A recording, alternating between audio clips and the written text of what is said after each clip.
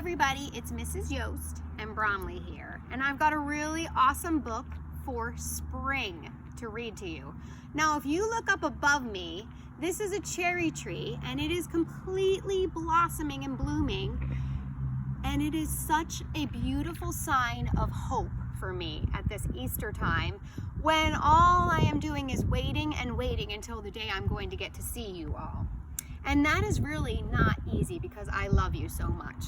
I've talked to some of your moms on the phone, and if you didn't get a call from me, I'll be calling you in the next couple days just to check in and see if you're able to get access to all the YouTube videos and if you have any questions. So just know that I'm praying for all of your families, and I'm missing you terribly. And I'm going to read you this story. It's called When Will It Be Spring? And it's got a question mark. It's asking a question. So let's read to find out.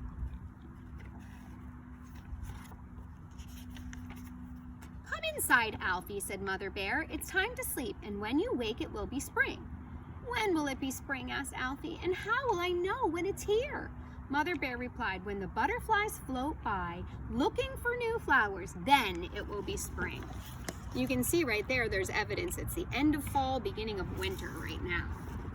In that illustration, which this book is written by Catherine Walters, and she illustrated it too. So Alfie snuggled down to sleep. But when he woke up, Alfie could not tell if spring had come or not. He tiptoed across the floor of the cave, rubbed his bleary eyes, and saw... I love the way you're sitting, Bromley. Butterflies! It's spring! It's spring, cried Alfie. Wake up, Mother. I see big gray butterflies and loads of white ones. Oh my goodness, does he see butterflies, or what does he see? What is that? But when Mother Bear came out, she could only see the soft fall of new snow.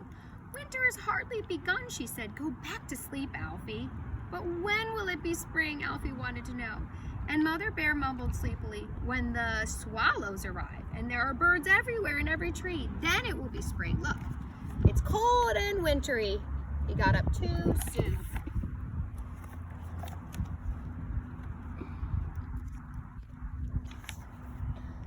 Then Alfie curled up again to go to sleep, and when he woke, he was sure it must be time for spring. He crept across the floor and peered outside and saw...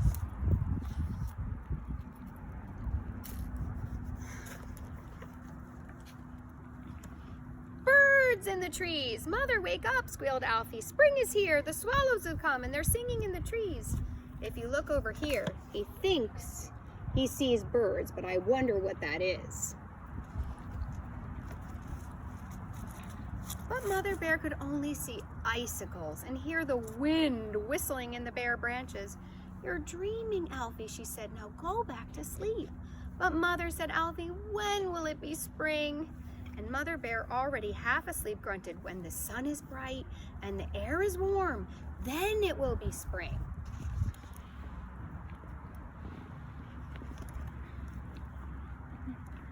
So Alfie burrowed down in his bed again, and he woke up. He was quite sure it was spring. He paddled across the floor and looked out and saw...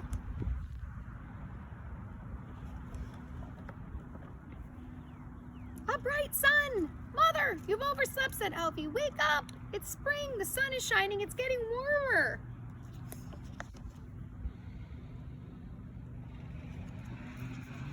Do you think Alfie's right? Is it spring yet?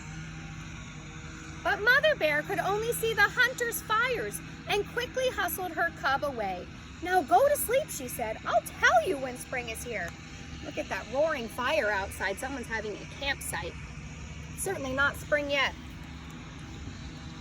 So Alfie slept and dreamt about butterflies, birds, and sunshine until something icy touched his nose. A tiny stream of water was trickling through the cave. Alfie shook his mother awake, and she growled, for the last time, Alfie, it's not spring. But Alfie patted her hopefully until she got up, stomped through the doorway, and saw...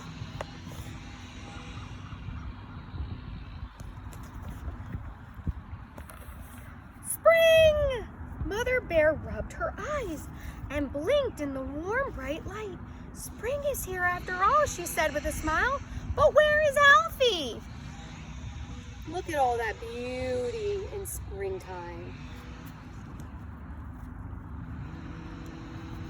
And there's Alfie.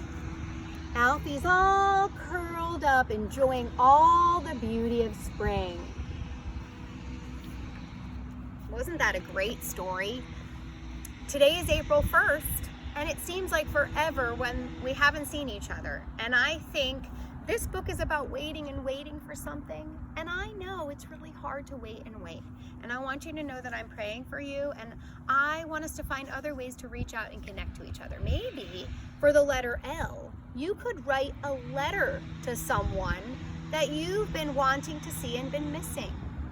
And maybe you could go out on a nature hunt and look for beautiful signs of spring, because spring means hope and new life, and spring means Easter, which we're going to be talking about coming up in the few weeks that are coming up, getting our hearts ready for Easter. Before I leave you today, I want you to share something. I wanted to share something really special with you. I got a YouTube video and an how-to instructional video from Jovi Jensen on how to make a spring magic wand. And she showed how to wrap fabric and yarn and twine or whatever you have at home around a stick. So find yourself a stick. I used masking tape to hold my fabric, and it worked great. It stuck very nicely, and it was simple, and you can see on the end I have a sign of spring on my spring magic wand. I want you to see if you can take fabric or string and some nature items. Can you make a spring magic wand? Can you use it to play outside and use your imagination? And maybe you can wish for things like seeing a bunny outside. So I hope you like this little spring magic wand, and thank you to Jovi for teaching me how to make it. And I hope you can make your own magic wand out of some spring items at home. All right, bye everybody. See you soon.